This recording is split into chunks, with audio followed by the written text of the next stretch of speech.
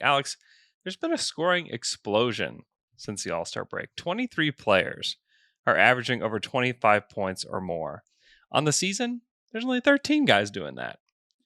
Taking it a little further, 8 players are averaging 30-plus points post All-Star break. Al, do you know how many players are doing that for the entire season? 2.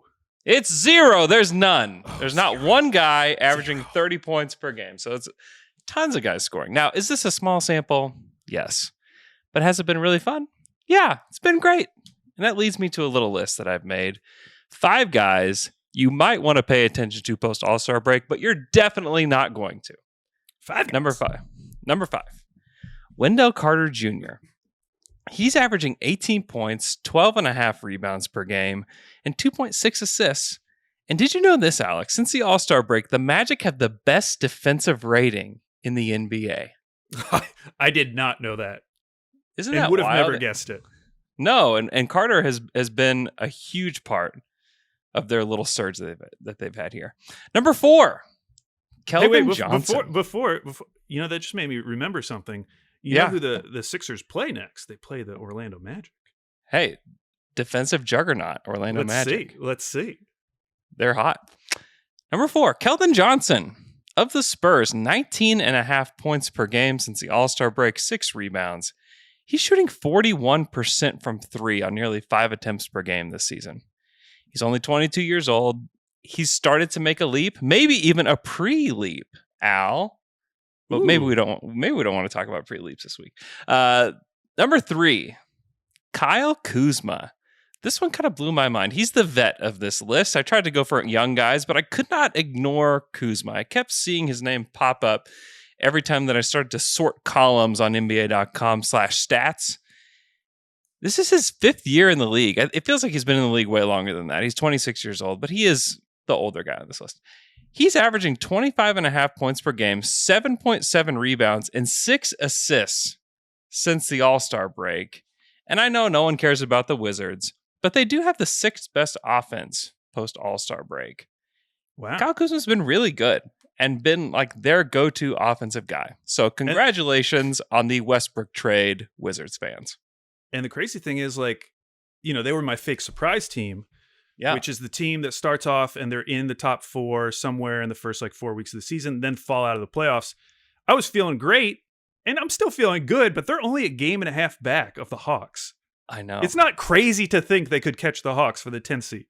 They could do it. Porzingis is back. The Zinger's looking good, too. They've been actually kind of fun to watch. Number 2, RJ Barrett. Post All-Star break, RJ Barrett has been really something. 27 points per game, 6 rebounds, 5 assists. He's made huge progress for a Knicks team that is pretty hopeless. I mean, normally people are paying attention to the Knicks anyways, but since they've kind of fallen out of it, who cares? No one's watching the Knicks.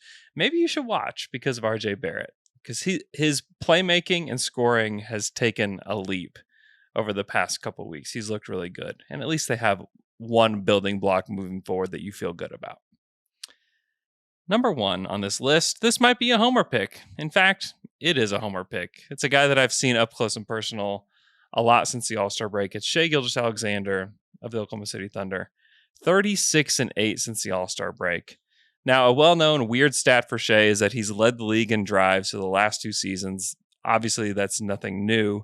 But something that has been new for him is his floor vision and finishing with his left hand.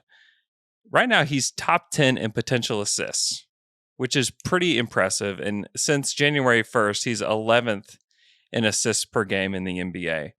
Now, he's playing right now. He's playing with guys the best guys on the team are Trey Mann and Isaiah Roby. Help me out. Or somebody else. I was going to say, name another person. Yeah, those are the best guys. So it's been pretty impressive that he's just able to get any assists at all. And to average 8 since the All-Star break is pretty impressive. And the thing that to me that's dramatically changed with him is his improved left hand. Defenders used to be able to send him left, and he'd usually have to pass out of it, or he would struggle to figure out a way to get to the basket. Now, he's able to use his left hand not only to get to the basket, but he's finding guys. He's scoring with ease with his left hand. It's been quite impressive. And then since the All-Star break, his mid-range has also been something that he's added a lot to. He's averaged 8.4 field goal attempts that are non-restricted area paint shots. That's the most in the NBA post All-Star break. And he's connecting on 52.2% of those shots. It's been really impressive. It's been fun seeing him make a jump. Al, I think that any of these guys would have been a much better pick for us last week on our pre-Leap podcast. Feels like maybe we were going for two guys that were maybe too deep a cut, right? Vassell and Okongwu, which is okay. You would have laughed me out of the room if I had picked Kyle Kuzma. Man, those stats though. Doesn't that blow your mind? 25, 7, and 6. Like that blows my mind. But this list serves as kind of a mulligan for us. There's a lot of young and fun players out there that no one is watching, and the league will eventually take notice to these guys. Yeah, if you didn't know, Andrew's pick, Onyeka Okongwu, missed 2 games like immediately. He is back now. And then Devin Vassell has been out like the last 3 games. I think he has like a hamstring or something. He has something. He's out now too. So both of our choices just terrible. We tried to go too smart NBA, Andrew. We were really trying to predict something amazing, and there were names right in front of us. They were all there. We were texting about like Jalen Green, like even though he's a rookie and you kind of expect there to be like some jump. You mentioned like a lot of rookies hit the rookie wall, so like the fact that he is making this leap post All-Star break is kind of a big deal. And it is. I mean, that game he had against the Lakers was incredible. And that's the best I've seen him this entire year. And those shots he was making down the stretch and how aggressive he was being, it was awesome. There were so many better options. Nothing against the 2 guys we chose. Maybe they'll come back. I still like those guys. I still like both of them. We still like both of them, but... We were a year early on our pre-leap. That was the pre-leap. Ooh, that'd be great if that's how it turns out.